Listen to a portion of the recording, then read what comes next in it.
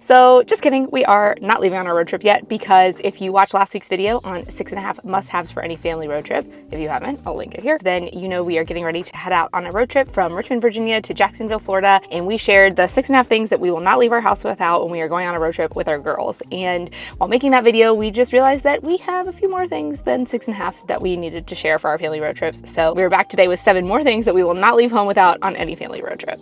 So to start off with, our next absolute must-have for any family road trip is a cleanup kit.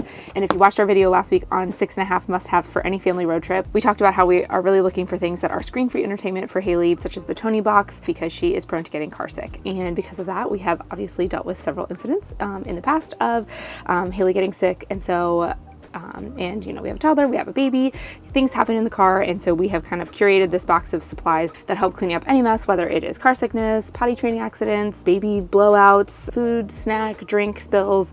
This kit should cover it. The first thing I have is trash bags. So these are just a small, like wastebasket sized trash bags. This is nice for if you do have an accident, it's a place to, you know, put all of your supplies as you're cleaning up, and just an easy way to throw everything away. It's just nice to have extra trash bags so that you have a place to put all that stuff, so it's not just floating around the car. So we always make sure we have these little trash bags. The next thing I have are wipes. So wipes, is something that you always have on hand when you have a baby, but I think this is something that I intend to keep in the car for a while, even once we grow out of diapers. And I think it's just, baby wipes are really easy. They're great for cleaning up after you eat. If you spill a drink, you can kind of wipe anything that's sticky up, or if you eat anything sticky, it's nice to be able to clean your hands with. And just in general, it's a great thing to keep in your car. So we will never leave home without wipes. And then this is something that I have come across recently, but it will forever change how I handle car sickness or any other vomiting illness, and that is Ziploc bags. So I actually really discovered this when we were in Europe, and I had brought a bunch of these gallon Ziploc bags because I knew that it would be nice, you know, in case we had any wet clothes or, you know, had any accidents, that just a place that I could put the dirty clothes in, zip them up, and it wouldn't, you know, get everything else in my bag dirty. So I always travel with a handful of them.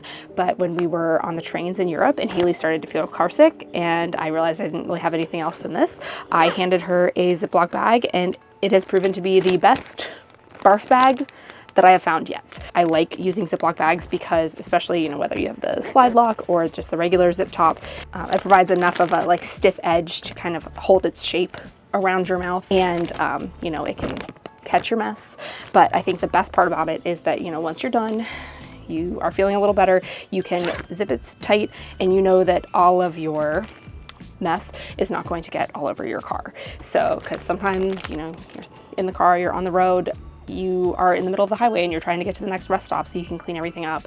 And by having these zip tops, I found that the mess does not spill, and you can also throw in any, you know, paper towels or tissues that you use while you're being sick. So this is, I think, my new favorite choice for throw up bag. That's something I never thought that I would have as a human, but Ziploc bag, my choice for a place to vomit. So I will now never leave home without these bags. Even once you get into potty training, if someone has an accident, you can throw the dirty clothes in here and zip it up, and you know it's not going to get all over the car. So love, love, love zip top gallon bags. And one more quick note about car sickness. If you have not experienced car sickness yet with your child, we would just like to give you a fair warning that if your child does start getting sick in the car and, you know, they throw up once, that's usually not the only time that they're going to throw up. So make sure you keep that bag handy, because in our case, every time there's been one incident, there's always almost an immediate second incident. So consider this your warning that if your child does get sick in the car and you think they might be done after just a couple seconds, hang on, keep something handy, because they are probably not done quite yet. So kind of on that similar note, if someone does get car sick and throws up, something that we've started keeping in the car is some Febreze. Just, you know, a spray of this on the car seat or on the carpet or wherever it ended up can kind of help dissipate that smell when you're all stuck in the car for a while. And then the last thing that I keep in my cleanup car bag, and this is specifically for potty training, but can also be nice if you have someone that's prone to car sickness, is puppy pads. So we really got into these when Haley was potty training. You know, accidents happen, they're still learning, their bodies are growing, and it can also be really tough when you're in the car for a long period of time. And we really liked to use these the most when an accident did happen and we were still like an hour or 2 hours from wherever we were going, and we weren't in a place where we could really clean up the car seat, is to take the puppy pad and punch a hole through it to put the buckle of the car seat, but put the absorbent side facing down where the fabric of the car seat is and have the plastic side up. That way anything that was still left in the car seat wasn't going to, you know, get their clean clothes dirty, and it would just kind of absorb up in the puppy pad instead of getting in their clothes. So you know, you're not supposed to add extra things to your car seat, and you know, that's definitely not safe to add a bunch of extra liners, but you don't want your kids sitting in a gross dirty car seat until you can get somewhere where you can really clean it up and get it back to its original state. And I have found that this, for the most part, does a very good job of keeping them from getting all like gross after you've cleaned up the mess. So those are the contents of my cleanup kit. It definitely helps to have this stuff in the car. So even if your kid doesn't get car sick, spills happen when you're eating, or you know, just anything can happen. So it's better to be prepared with these couple of things than have nothing at all and to be in a panic of what to do because you don't have anything to clean it up. And then our next must-have for a road trip is a positive attitude. And I know that sounds really cheesy, but it is really important to lean into the fun and the novelty of being on the road. Kids really feed off of your attitude. I've said this before, but if you're really positive, then your kids are going to have a fun time too. You know, they drive in the car all the time. It's not super exciting, but if you find little ways to make it exciting and to be positive, they are going to have a way better time than if you are negative and, you know, we're going on a road trip, we're going to be in the car in a long time. They're going to really feel that. So be positive, find little ways to make it fun. One bonus thing that I really like to do and that I found that Haley really loves is I let her get comfy in the car. So I make sure to pack her slippers and a blanket. So she gets in the car, and then once we get on the road, I let her take her shoes off. She gets to put her slippers on. She gets all cozy under her blanket, and she kind of has made it this like whole ordeal to like get herself comfy. And again, that's something else that takes, you know, several minutes for her to like get comfortable and eats up time. And it's something that's special. She doesn't get to do that when we go to the grocery store. It's something that's only for road trips. So, you know, that anything that you can do to make it special and like positive will so help your kids get into it.